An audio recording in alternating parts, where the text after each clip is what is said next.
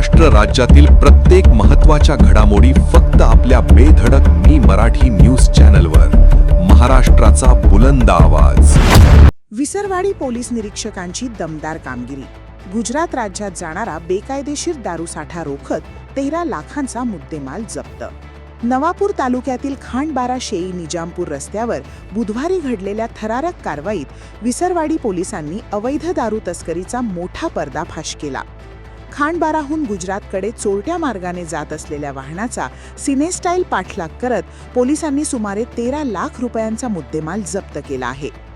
Police सूत्रांकडून मिळालेल्या माहितीनुसार महाराष्ट्र गुजरात सीमावर्ती भागातून गुजरात राज्यात मोठ्या प्रमाणात अवैध दारू वाहतूक होत असल्याची गुप्त माहिती विसरवाडी पोलीस ठाण्याला मिळाली होती.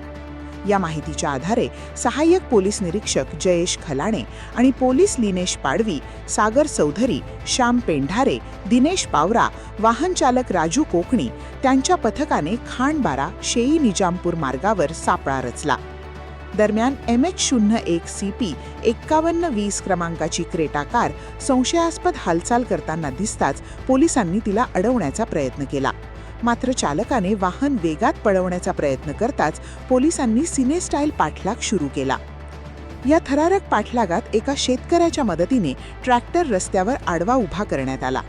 अचानक निर्माण झालेल्या अडथळ्यामुळे तस्करांचे वाहन थांबले, मात्र चालक वाहन उभे करून घटनास्थळावरून फरार झाला. तपासात कारमध्ये देशी विदेशी दारूचे खोके तसेच नामांकित कंपनीच्या बिअरच्या पेट्या आढळून आल्या.